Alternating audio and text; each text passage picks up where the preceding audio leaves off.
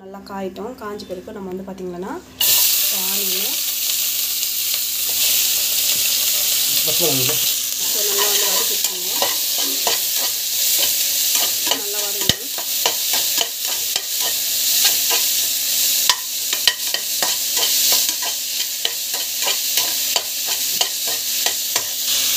நல்லா வந்து வதக்கிட்டுருங்க. நல்லா வந்து வதக்கிட்டுருங்க. ஸோ பச்சை மிளகாய் வந்து ஆட் பண்ணிடணும்.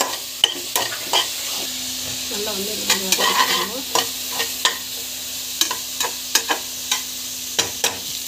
நல்லா வந்து இந்த மாதிரி வந்து நல்லா வந்து இது பண்ணணும். நல்லா வந்து வதக்கிடணும். ஸோ இப்போ வந்து பார்த்திங்கன்னாக்கா பிரியாணிக்கு தேவையான மசாலாஸ் வந்து ஆட் பண்ணிக்கலாம். ஸோ இப்படி போடுறதுனால என்ன ஆகும்னா டேஸ்ட் வந்து நல்லாயிருக்கும். அந்த அரோமா வந்து சூப்பராக இருக்கும். ஸோ வெங்காயம் வதக்கிட்டு பிறகு போடுறதுனால லைட்டாக வந்து ஆயிலும் வச்சுக்கோங்க.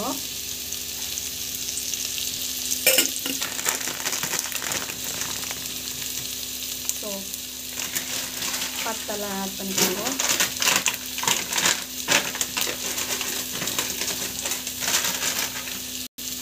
பிரியாணி இலை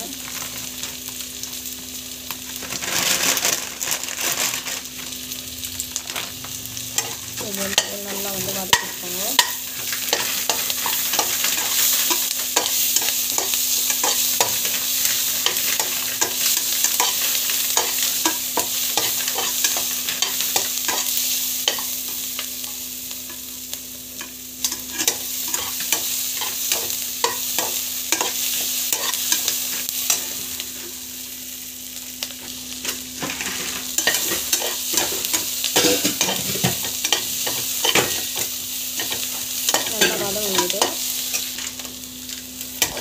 ஸோ பிரியாணி மசாலாஸ் வந்து எல்லாத்தையும் வந்து ஆட் பண்ணிடலாம்.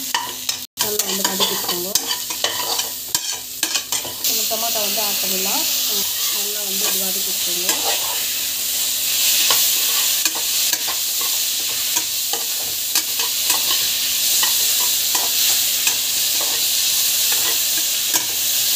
நல்லா வந்து வதக்கிக்கோங்க. கொத்தமல்லி புதினா வந்து ஆட் பண்ணிடலாம். இதெல்லாம் பார்த்தீங்கன்னா நல்லா வந்து வதக்கிக்கலாம். கார்லிக் பேஸ்ட் வந்து ஆட் பண்ணிடலாம். தேவையான அளவு ஜிஞ்சர் கார்லிக் பேஸ்ட் வந்து ஆட் பண்ணிக்கோங்க. ஹோம்மேட் ஜிஞ்சர் கார்லிக் பேஸ்ட் நல்லா வந்து வதக்கிட்டுக்கலாம். ஸோ இப்போ வந்து பார்த்திங்கன்னா தேவையான அளவுக்கு வந்து மிளகாத்தூள் வந்து ஆட் பண்ணிடலாம். ஸோ ஆல்ரெடி பச்சை மிளகா போட்டிருக்கோம். அதை பார்த்து வந்து ஆட் பண்ணிக்கோங்க. ஸ்பைசினஸ்ஸு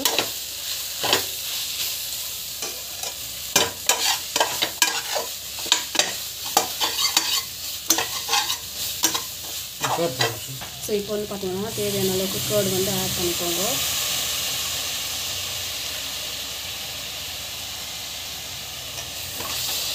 நல்லா வதக்கிட்டுக்கணும்.